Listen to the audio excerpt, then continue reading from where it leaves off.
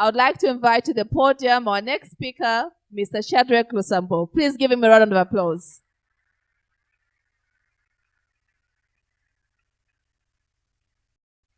And his presentation will be Unfiltered Financial Management Thoughts.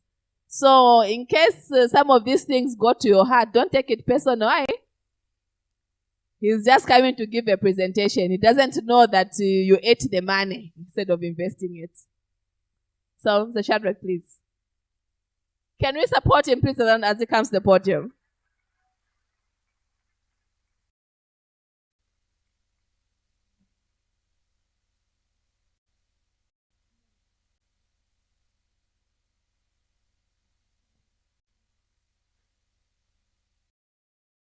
DJ, DJ, yeah. DJ, Tia. You say accountants don't dance. I want to dance for you guys. DJ, come on, DJ. Shaish wanokuimba niko atavefya kulani. The mass. Yeah, l'organisateur du même chef mass. Yeah, it's all about you like it's your birthday. Sanko Pyama loving in the West Way. Bad girl, or just like your shirt say. Fruits of my labor, they can't taste it. Det chibi penga na kusenda kwa uti. Tiondange, what the hype is all about. My mwene, no need to ask out. Body kawisho, nobody fingers out. Ura perfume sanshide. Chanyala perfume le kanshide. Say she got a manje de danchide. I just wanna see you go. Giving them a boss lady vibes like happy girl or era in my vibes like someone else for now new quick 360, okay, 360. Giving them a boss lady vibes. Happy girl or era in my vibes. Someone else for now new quick This is what punzila. Eh? Woo! That was lovely. Nalema. Oh. Whew. I need a hug. Oh. Thank you so much, guys.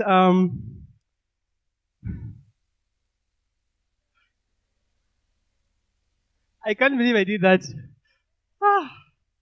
Okay, so the guest of honor, Mr. Demisani Ngube, Chairman, DON, my good friend Felix Mwansa, Mr. Masha Bengula, it's good to have you, and also my good friend Gladys Daka, COO, Standard Chartered Bank. I'm still breathing fast, you see? Yeah, okay, fantastic. We were told that I'm accountants were Akaso. Guys, do I look like in Akaso? There's no way I can be stingy. I'm in love with a civil servant. Eh? And allow me to take this opportunity, Mr. Guest of Honor, after my experience with a civil servant, I want to encourage our guest of honor that as we approach Africa must think, please, sir, consider setting for a civil servant. These are nice people, I'm telling you. So I want to thank you so much for coming to them. And like we have been told, we are looking at unfiltered financial thoughts. Now, when we hear investment and financial management, what we think about usually is bonds, stocks, real estate, unit trusts, compound interest. But today, I'm not here to talk about that. Today, I want us to look at something that may be unpopular, but has some sense in it. So I want to make a deal with you guys. There are some things I'm going to say that some of you will not like. The truth is I don't care. Then some of this is not going to be too strong for some of you. Some of them will be uncomfortable for some of you. But what I want you to understand is that if we can't have tough conversation, we cannot grow. Tough conversations are necessary for growth. So as we begin our presentation with our unfiltered thoughts, I want to invite you with an open mind. Think through these things with an open mind. If you have some feedback, please come and give me I'll be so happy to receive that from you. So as I start, I want to begin by telling you a story of a prisoner. So can I have my first slide, please? I don't have the clicker. Okay, just there. Okay, good. So there's a very sad story of an innocent man who was condemned to death for murder. What I find so sad is that this man never actually killed anybody, but was put on death row. So on the day of his execution, he was asked to say his last words. So when he began to talk, he looked at his lawyers and he says, "Thank you so much for representing me. I'm very grateful for your services." And then he looks into the camera. Because his mom was not there, she couldn't watch her only son executed. So he looks into the camera and he says, "Mom, I'm sorry that I failed you. I'm sorry that you're disappointed in me. But I want you to know that even as I die today, I'm dying a free man because I never killed the person they said I killed." Then he looks on his left. He looks at the family of the lady who was killed and he tells them, "I am so sorry that you went through what you went through. But I want you to know that I never killed your daughter. Even as I am condemned to death today, please understand that I'm an innocent man." And then he cried. So they took him, to the place so they can now execute him. But just seconds before they could finally execute him, one of the doctors suggests something very strange. He says, "You know what? We have an experiment that we are carrying out. So what we would suggest to you is that if you can agree for us to cut a vein in your right leg and to connect a tiny tube in it to allow your blood to begin to drip slowly. If you live through the night, by morning you will be a free man." Now guys, picture this. You are seconds away from being murdered, from being executed. Would you refuse a chance to life? Would you? Would you refuse, guys? No, you wouldn't. So common sense, the man accepts. So what they did, they put him into a room, very dark room, confined him to a chair. He couldn't shake, couldn't move. They tell him, "Please don't scream, don't cry, don't talk, because the more you talk, the more you increase the heart palpitation, which will make you lose more blood faster. You may die faster. So just be calm." So he sat there, they covered his head, and then the doctors begin to talk among themselves. So one of them says, "Not, you cut." He says, "No, you cut, no, you cut." So what they did instead, one of the doctors gets a laser blade and he just scratches his right leg. They never cut any vein. But the moment they did that, one of them put a tiny tube on his right leg, and there was some liquid dripping from a container, which was not blood but smelled like blood. So in the mind of the prisoner, he was 100% sure that his vein had been cut, because he could feel the dripping of some liquid. This was his blood. So he panicked. Now to even mess him up even further, the doctor started arguing, saying, "No, this is too much, it's going to die." One of them says, "No, either way it was going to die anyway. Why are you blaming me?" Now this guy is listening. He can't move, he can't shake, he's confined.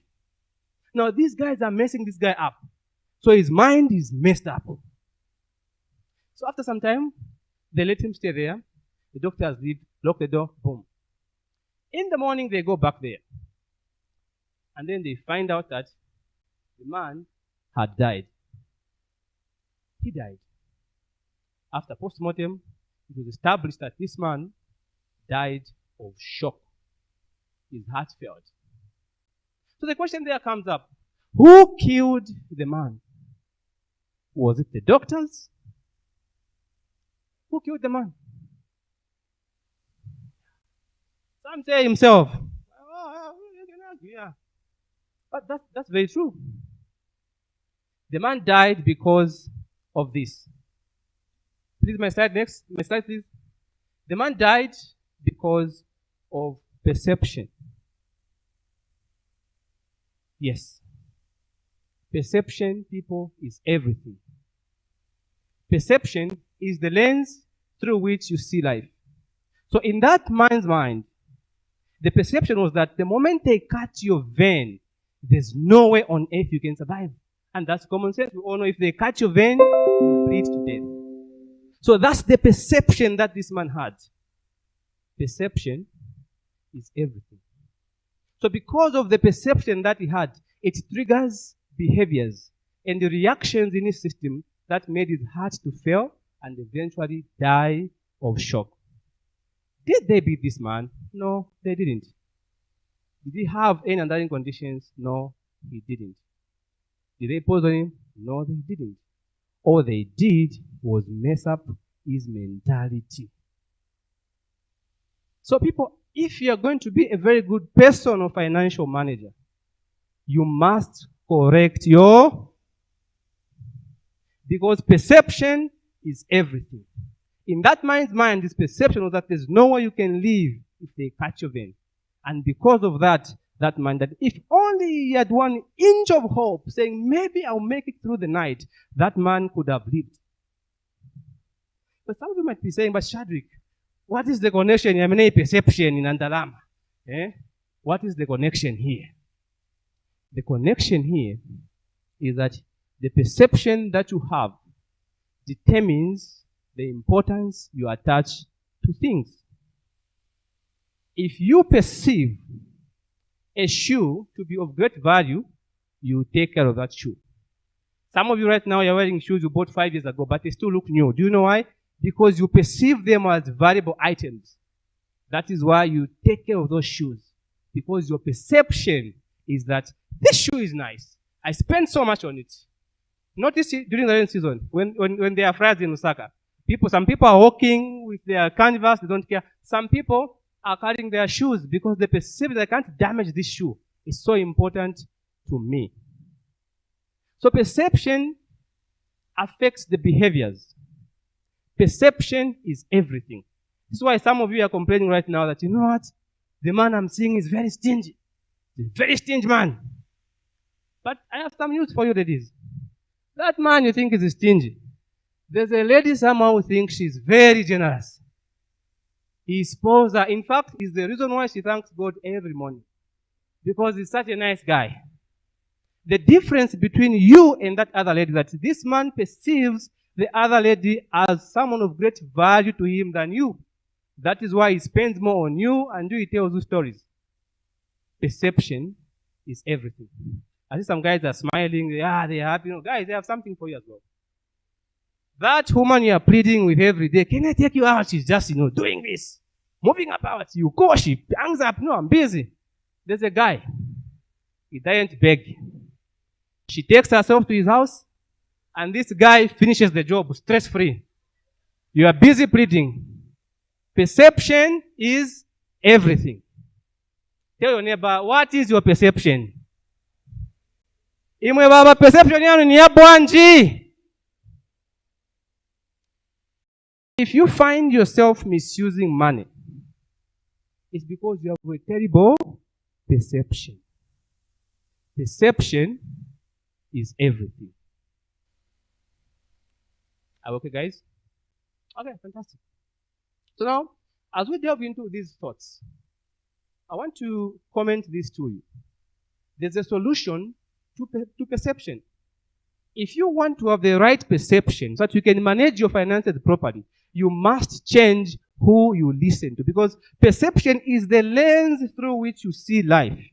You cannot manage finances using a poverty mentality, because somebody with a poverty mentality has a very different perception to things. You can give a poverty mentality person a new Mercedes-Benz, full tank of gas, buy some Nando's, give them pocket money, and give them a roadmap. Tell them, go to Chongwe, you find a bunch of gold, it's yours, tax-free. Somewhere along the line, this man is going to complain, it's too far. We'll park the car, we'll start drinking. Because his perception to money is very different. But give the same opportunity to somebody with a good perception. Tell them, go to Chongwe, there's a bunch of gold, tax-free, it is yours. This person who have no car, who have no money, who have nothing, no connection, but somehow they'll find a way of going to Chongwe and get that gold, because the perception is different. You cannot work hard if your perception that it's okay to take your kids to a community college. If I think my kids should go to UNZA or UNLAS, I can't work the way you're working. I'm supposed to work extra harder because my perception is that it's not okay to take my school to a tiny community college. That's my perception. So your perception affects your behavior. It affects the kind of things you tolerate. Some of you right now, you know yourselves, you are being abused every day in your relationships. But because you have a terrible perception towards yourself, somehow you pretend to be happy, posting photos. But you know you are so sad. But your perception is so messed up that now you begin to tolerate what? Nonsense. You're okay with mediocrity. Your perception has been damaged. So if we are going to become successful financially, the first thing we must be able to work around is our perception. Change who you listen to. If you listen to a guy who talks about farming all the time, guess what? One day you have a garden in your backyard. If you listen to a guy like me who talks about buying land, building a house, guess what? You find yourself buying land and building a house. Because the people you listen to, they somehow affect the way you respond to things. They shape your perception. The biggest mistake in life is to adopt the thinking of a person you don't want to become. That's sad. You just follow people because they are famous. They never take you seriously because of a messed up perception. Some of you complain. They will just say, celebrity namkumanya, no boasting, and zero. Well, I have some news for you. If you meet a celebrity, you act surprised, you're excited. Can I take a photo with you? Guess what? They will treat you like a fan. They will never give you the respect that you deserve because the perception that this one is my fan. So if you want to be taken seriously, meet a celebrity, what do? Just talk to them normally. Don't look surprised. Don't be overexcited. Don't ask for a photo. Just say, how are you? It's good to see you. Bye-bye. Problem, Simon apatika series mzaya can I take a selfie? Right. Okay. Next slide, please. So the second thought here, as we talk about financial management, you cannot manage what you do not have. It is unfair, people. In order for us to manage finances, first you must have the money. You must know how to make the money. The whole idea of financial management is for you to make the money, multiply the money, and maintain the money. That's how it works. So if you have a right perception, you find making money so easy. Some people say, no, Shadik, you talk like that because you're just an accountant. It is easy. Guys, is Ben Lombe just an accountant? Is he an accountant?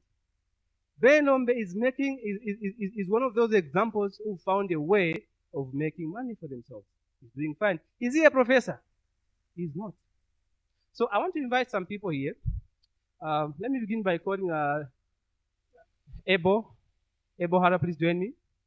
And a brilliant young man, Akim Nyirenda. Who are you? Akim Nyirenda. All right, fantastic. Please join me. And of course, let's invite our landlord, the baddest photographer. Please join me. Please come through. Okay, so guys, I'm an accountant. How do we turn this thing on? Perception.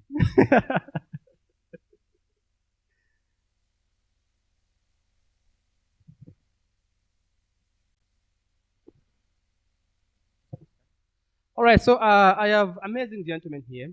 Remember what we are saying? We are saying in order for you to manage money, to become financially successful, to be a good personal financial manager, you must first know how to do what? To make the money. I am a believer that if you are truly serious with your life and your finances, I've never seen a man in my life who is truly determined to become somebody, who is truly determined to get something and never get it. They always find a way. So I'm going to begin with Akim Nyirenda. Please, Akim, thank you to have you here. Tell us your name and what you do. Okay, my name is Akim Nyirenda, a civil engineer by profession. I specialized in residential and industrial buildings, that's construction. Currently, I am a co-founder of a transportation company. It's called Prime Rides Transportation Limited. and we're currently partnering with Yango to manage drivers and vehicles. And also, I'm a videographer. I do videos. Fantastic.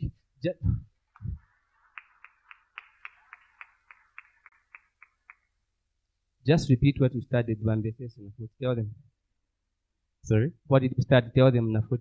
I studied civil engineering and I specialized in residential and industrial construction. So we build malls, skyscrapers, and houses, anything in that sphere.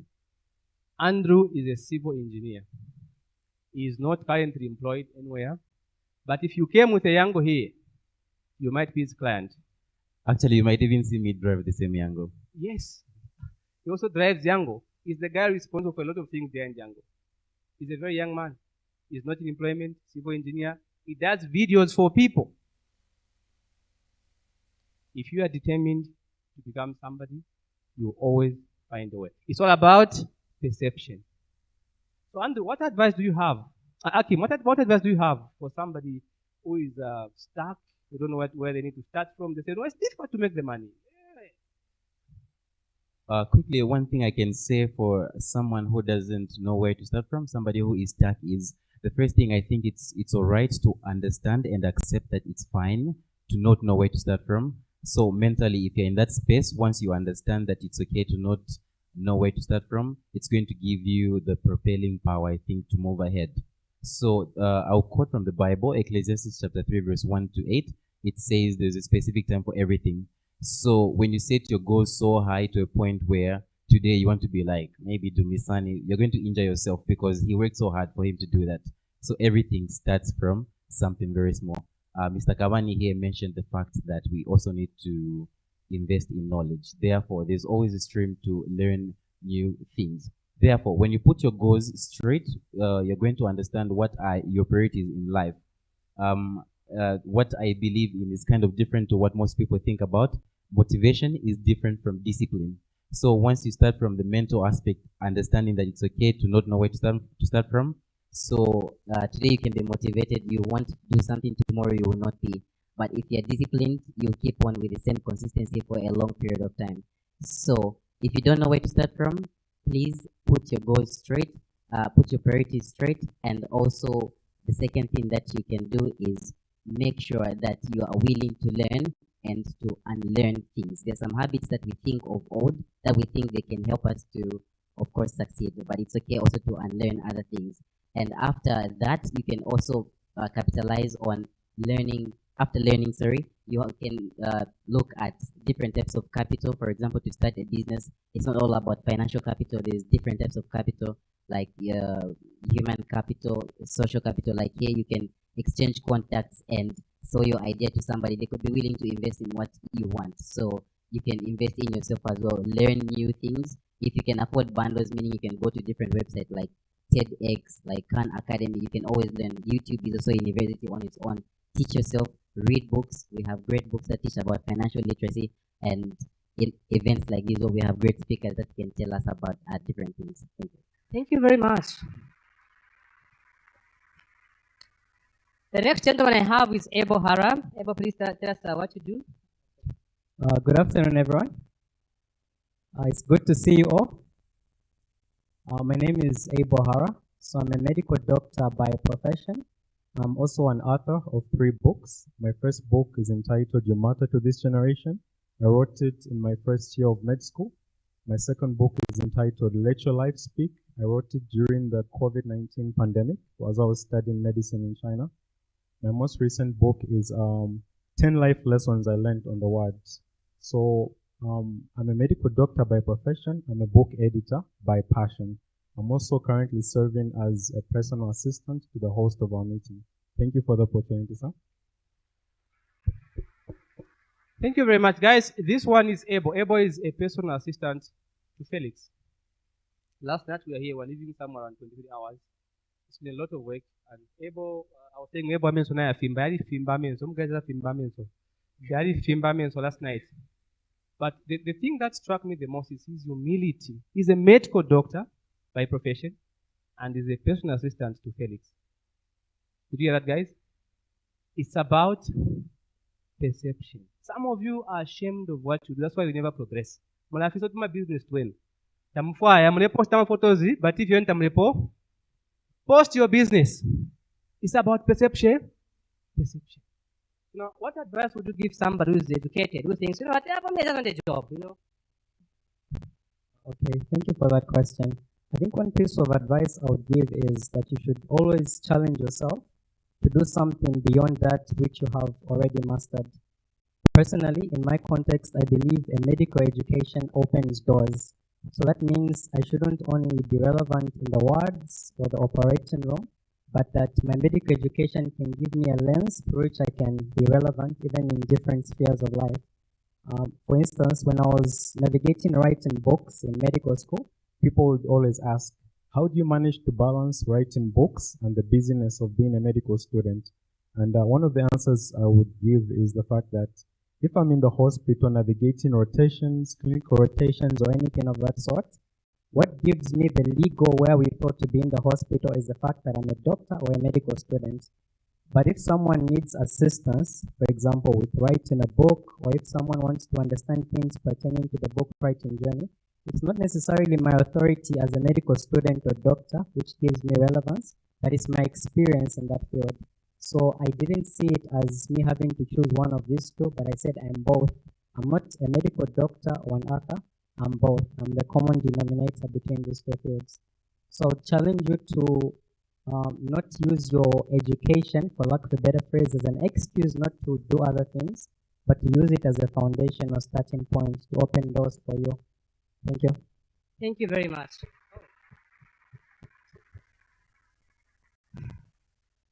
Don't let your education limit how far you can go. Humble yourself, you are broke, we know. We won't laugh at you. Just humble yourself and do something with your life. It's about perception. We have our landlord here. One thing about Chela, what would it? Chela fights us that so. I'm saying this is somebody that I really admire. I like what he has done. I think Chela has done something very, very meaningful. A lot of people are not building. And before Chela came on the scene, a lot of photographers were very much disrespected, just to be honest. Chela has set the bar very high for Zambian photography.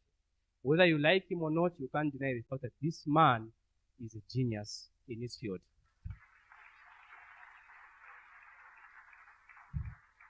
So as we are having a conversation, I asked Chela, it intrigues me. You've set the bar so high. What has been, the inspiration? What advice can you give somebody who is ashamed of what they do? And what Chela said was surprising. Hi. My name is Cornelius Chela Mulenga Tukuta. A lot of people don't know that I did philosophy at the University of Chicago. I also did psychology. I did ACCA. So a lot of people just look at you from the photography side. But also, I think the other time I had a conversation with Felix and Shadrick, I told them to say something that changed my mind is how my goals are too big. I have big goals. Okay, I want to achieve big things. So when the goal is too big or the dream is too big, even the efforts you put in are not the same. But also, I also have a Christian background where I say, you can't fight a person whose God you don't know. Okay? So, I'm one person who looks at opportunities and takes advantage of the opportunities. When I started photography, a lot of people looked down on photography. And I was told by a girl some time back to say, I can't date a cameraman. And it really pained me. But it was well. And then I told myself one day I'll be a renowned photographer. Years down the line, I won my first award with Al Jazeera, won CNN. I've won 7 international awards and traveled to 75 countries as a photographer. to document. Okay? Now, when I was in Nigeria, I met a very famous man and a rich man, Dangote, who said to me, nothing is too small to make an impact. A lot of you think, okay, this is small, this is looked down on, but that thought changed my life. And from that time, the way I looked at things was different. So I started, traveling, started getting invitations and stuff like that. Today, I have invested $120,000 in my photography business. And Dangote one time told me, invest in your social media. So a lot of you look at my numbers today, I can sit at home with doing nothing, just posting advertising for you, and I'll make a 200,000 kwacha a month, and I'm cool. And you'll be laughing at me, he's dancing. But you people, with the so-called brains and suits and ties, and what's the landlord?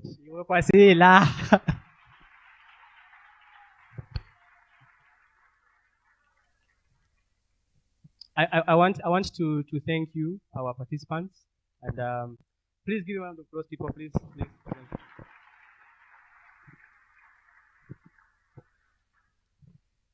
The guy for the man for the slides, you are behind. You should be able to click them. You'll be auctioned as well. So, if you are determined to be somebody, you become somebody. There's no shortcut in life. The only shortcut is to never miss a day. If you try every day, you will never miss your fortunate day. Next slide, please. Next slide. All right. Okay. Again. Fantastic. So let's go to the family affair. Don't be fooled by love. One day in my office, I received a lady, very good-looking lady. She comes, she's sad, she's crying, she tells me, Shadwick, I've got a problem. We talk, then she shares something very strange. She tells me she found this man, a very nice man. She fell in love with this man. Everything is fun. When you love somebody, you do things. So she falls in love. She loves the man. They get engaged. When it was time to have their wedding, because the man was newly recruited, so he couldn't get a loan. He tells the lady, you can get a loan to finance our wedding, and then we'll be surviving on my salary. So she goes to the bank, gets the loan, funds the wedding, they get married. They're happy. 1 year down the line, they begin to have problems. And then they find themselves in court divorcing. So as the divorce papers were being issued, the marriage is being dissolved, she asked the judge, she says, Judge, I asked her to request this man to be sharing half of his salary with me. Because before he got married, I got a loan so that we can finance our wedding. He promised that we'll be sharing his salary, and that's what we've been doing for this past month. The judge says, can you show me the evidence? She didn't have any written documentation. The man refuses. When people are separating, they will tell you things you never knew they know about you. People are more honest when they are leaving you. You'll be shocked what you'll be told. This man denies everything. So the judge says, due to lack of evidence, there's no way I can ask this man to be giving you half of his salary. Now, picture this, guys. You are getting divorced, and then you are being left with a loan to pay. That's very sad. So this is why I'm saying, even in the family setup, have the right perception so that it can help you set realistic expectation. People can change overnight. So between people who are married, personal financial management means if you are going to be involved in a transaction that is big, sign somewhere. Tell your neighbor, sign somewhere. That's right, sign somewhere. It's because people change. When people are upset, they do things they never thought they would do. So as a husband and wife, financial management means you have to start with honesty. Not to ishinga bata. When you are married, not to ishinga bata. Some people are ishinga bata via December 31st. I decree what? When you ishinga bata, utuma goes valemba. Today we are in September. What have you achieved? Zero. If you don't believe me, go to the things you wrote in December. Check what you wrote. How much have you achieved today? You'll be shocked. You have zero or very little because mwale ishinga bata. Tell your neighbor not to kuishinga bata. So what we are saying, for husband and wife, you have to be honest. Sit with your wife and say, my wife, we've been married for 5 years. We have nothing to our names. It's not right. Financial management means you invest together as a couple. And it begins with honesty. If you're a husband, share the monies you make with your wife. Remember what we said? We said perception is the value you attach to something. So if you think your partner is important to you, will you hide your money from her? If a man thinks you are valuable enough to him, is he going to hide his password to his ATM card from you? But here's what shocks me the most about married people. You say you love each other. You love this woman. You love this man. You make love to this man without protecting yourself. This woman, don't protect yourself. You're happy. You trust her. She wants to bring disease in your home. But for a password, suddenly you are not one. You need some private.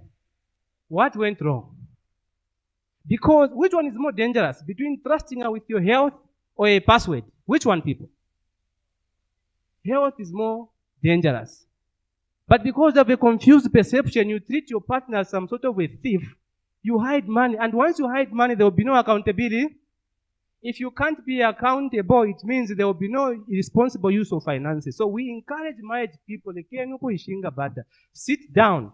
You know yourselves. All you have is an iPhone and some Brazilian hair. You've been married for 5 years. Nobody tells you this, but I want to tell you. So that you don't say no one told us. You can't be married for 5 years. All you have is an iPhone. It's not right. Tell your neighbor it's not right. So for married people, when it comes to kids, financial management means teach your kids how to work for things. And if you have daughters, people, let me say this. If you don't teach your daughters how to work for things that they want, how to make their own money, I promise you, a sugar daddy somewhere will teach your daughter how to work for things. And you don't want that. Some sugar daddy will teach your kids how to make money. If you don't teach them how to make money, you don't want that for your kids. These are facts. Some of you have kids in school, they don't ask for money from you, and you say, she's understanding. She's not. There's a sugar daddy teaching her how to work for things. If you have sons, teach your sons how to make money, multiply the money, maintain the money. If you have a shop, let them know what you do. I ask people, what does your father do? They don't know. That's not right. Involve your kids in your financial matters. It is called personal financial management. It's all about perception. If you don't teach your kids how to make money, how to work for things, they'll be 40 years old and you'll still be funding their lifestyle. You would have failed as a dad and as a mom. So the point is, have the right perception. Another issue when it comes to families is about relatives. Some of you right now are so stuck in life because of your siblings. They know it, and you know it, but nobody is willing to talk about it. Because at times, I love my siblings, yeah. So what? You look like you're about to die, but you work. You have a well-paying job, but you are so broke that you can't even afford a nice meal because you are dishing out money to your siblings. Just so you know, some of your siblings have more money than you. But because they think you're so disorganized, they are willing to pack their money. When they want to go out, they call you and tell you a simple problem, then you go and borrow money for them. So you are in debt for people who are enjoying themselves. If you knew what these people you give, you dish out money to do and the way they live lives, you'll be shocked. The people you give money, they have got nice big screens, DSTV, they eat well, they look nice. You look like you're about to die because they're sacrificing for siblings. Financial management means put your relatives in order. Some of you are not married, but because of life, you are perfect. Facebook, page, but we know you are broke. You are very broke. But because of that wrong perception, when you go to your relatives, you dish out money because you are single. So your family members think you are successful. They worship you. All right? They have a perception that our boy, our daughter is successful. Now, here's something for you. If you get married, you're going to have increased responsibilities. You won't dish out that money anymore. And guess what is going to happen? The first enemy your family will have is your partner. Some of you are the reason why your partners are hated by your relatives because of who? Wrong perception. What winner. So they think your partner is stingy because of your careless behavior when it comes to spending. Ladies, am I talking to somebody here? Can you say, oh, I love that. These are facts, people. These are real issues. So tell your family, I won't be dishing out money to you. There's a scripture in the Bible that I like. 1 Timothy 5:8. It says, a man who can't provide for his family, especially members of his household, is worse than a man without faith. So what the Bible says there is that in order for you to be a good financial manager at a personal level, first of all, you must focus on your household, because your household is your direct responsibility. That's why it says, a man who can provide for his family, especially members of his household, is worse than a man without faith. Some of you ngamwafola, mwatumpia kumushinga, nikwisa huku ilanga, you've not told your husband, you've not told your wife, foku ilanga, you are stressed. You are impressing your relatives and people at the expense of your family happiness. It's not right. That's selfishness. You know yourselves. You know yourselves. So today as you go home, sit yourself down, be honest with your relatives. That's the personal level. So please, as we move out of this slide, I want you to go with one point here. Financial management is not just about numbers. It is a way of life. It's about having the right perception, right behaviors, and being honest with yourself. Honest is the key. You can't build a life on lies. If you are broke, it's okay to be broke. What's not okay is to simply sit down, complain, and do nothing about it. Have the right perception. Next thought, please. Okay, 10 minutes to go. So this one, please go. It's a very simple concept. I won't dwell much on this because my good friend Gladys talked more about investing, and she tackled what I wanted to talk about this one. So just pass this slide. Pass this slide. The next one. Tell your neighbor, Nshikwete. Nshikwe? Nili? Guys, was that so hard to say? Was that so hard to say? People, if financial maturity means you should be able to tell people you don't have that. Nshikwe? This word has power to make you rich. Financial maturity is understand that it's not your fault that people have problems. It's not your fault that people are suffering. Some people are suffering because of their own, arrogant behaviors. Let them pay the consequences. Some people are suffering because it's their fault. It's not your fault. So don't be a hero in every story. Tell your neighbor, don't be a hero. It's okay to prioritize yourself. Don't be a hero in every story. And just so you know, guys, people can go to great lengths just to get money out of your pocket. Everybody's after your money. You'll be shocked what people can do if they want to get money out of you. And let me share this. It's a very uncomfortable story, but I have to share this because it's okay. We are adults, we can talk about uncomfortable stuff. One day I received a message on my phone. Boom, pops up. So I open the message, I see a picture, I'm in my inbox, I'm checking message, and I see this message from some lady called neighbor. So I open this message, I see a picture. I open the picture, I see a huge vagina has been sent to me. Then I'm saying, this thing is too big, I'm just shocked. I'm thinking, what is this? So I'm thinking, I'm surprised. A message pops up, says, hi sir, I'm so sorry to send a picture like this one to you. Just that I have no other option. I have an infection and I've been told if I don't do anything about it, it will get worse. I'm getting swollen by the day. She even sends a prescription. Bill 528 watch. Very strategic. So naturally, because I'm a nice man, of course. Ask my civil servant, she'll tell you I'm a nice man. So I begin to think, oh, she must be desperate. Because usually when a woman has got such a confidential problem, she can't send a picture to a man. So now, out of kindness, I send my WhatsApp and say, no, this is my number. Give me a call. I take you to Fairview. Because usually that's where I go. Guys, not So I'm waiting for her to give me a call because I feel so bad for her. This woman is not calling me. She seems to be desperate. and I want to take her to Fairview. She's not, she says, no, they said this drug can work. I say, I want to take her to Fairview.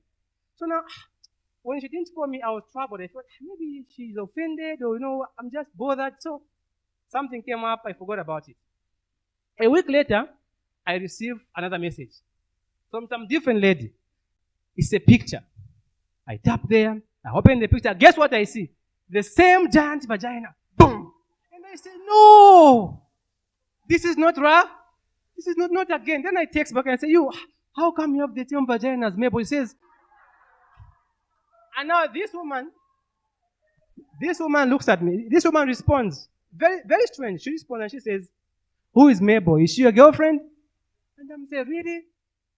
So what I'm trying to tell you is that people can do anything to suck money out of your pocket. People can do anything to suck money out of you. That's why don't feel bad if you say, Nshikwe, tell your neighbor, it's not my fault you are suffering. Okay, guys. Okay. Next slide, please. Next slide. I have a few minutes remaining. So the next slide is your health is all you have. You have nothing if you die. A poor mentality has a very bad attitude to health. Financial management means you have to take care of your health.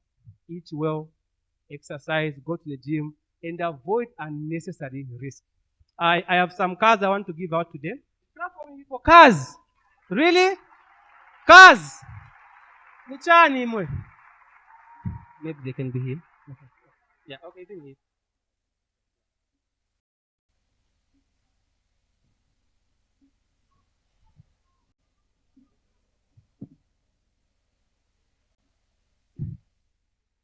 I budgeted for these cars, people. It's not careless spending.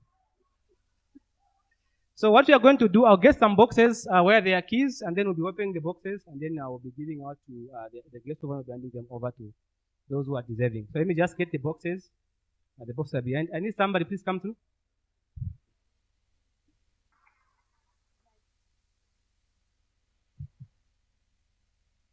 I'm just verifying that they're actually car keys before I can call.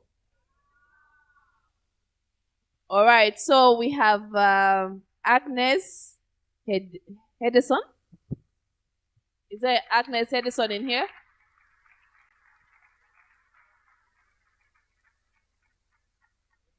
Okay, Agnes is not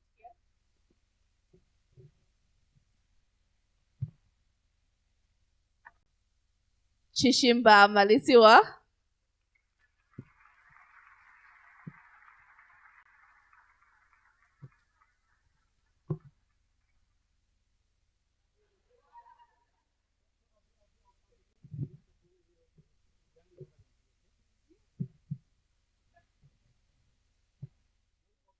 Please don't open.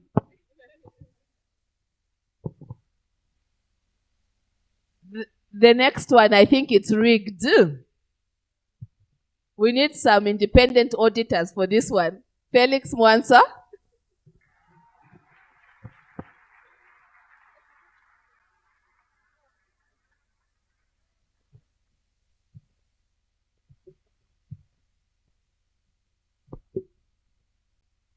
Abel Hara.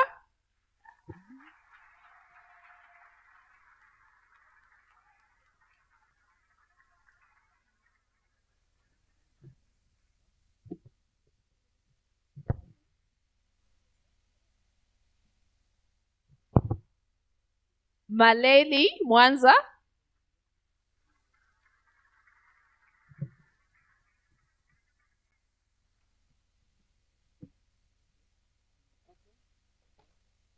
Catherine Musukwa.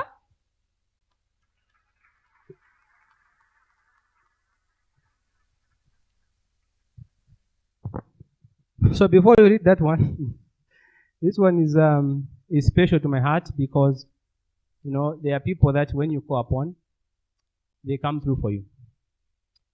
The slide says, give people the grace you are not given. It is part of financial management. Sometimes do things for people. We know some of you, on Facebook page, busy when you call you, do things for your friends.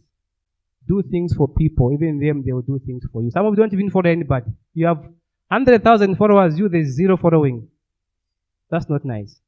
So this person here is special to my heart, and I want to say thank you for her selfless service. She's always come through whenever I needed her. Please do me go ahead with the name. Gladys C. Daka.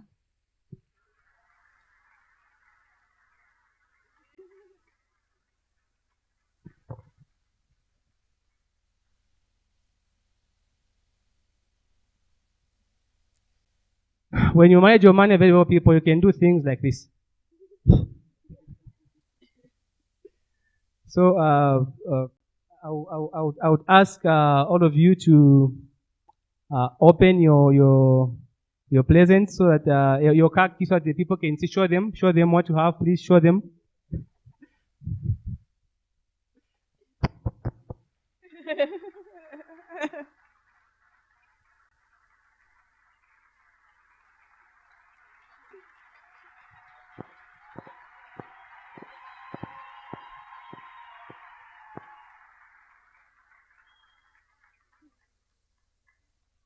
So I'll ask our guest of honor to please be seated, or they just read for what is on each of the boxes here. So for Gladys, she's being given a selfless service award for always showing up whenever we need her. She's selfless and she showed up. We don't pay Gladys for anything every time we call her. And we are grateful, my friend. Thank you so very much.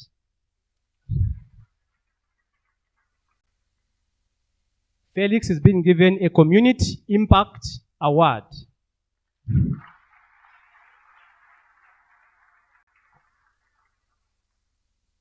Shimba Marisawa is being given excellence and dedicated service. She's the reason why we are here. We worked so hard together with her last night and Able and throughout the period. Please round of applause for her. Able Hara also excellence and dedicated service award. They didn't know I was going to give them this.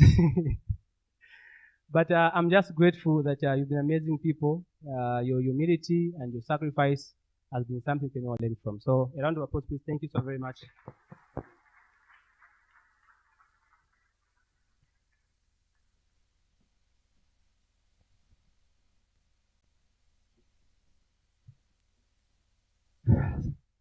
Some of you said, you guys know them, I'm not carry 7.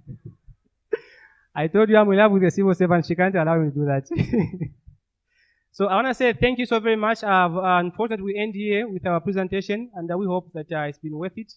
There's something I want you to go home with is please don't lie to yourself. Tell your neighbor, don't lie to yourself. Thank you so very much. May God bless you.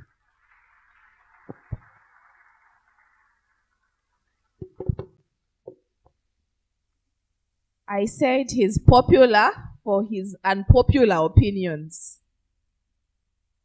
Unfiltered thoughts. Can we give him another round of applause, please?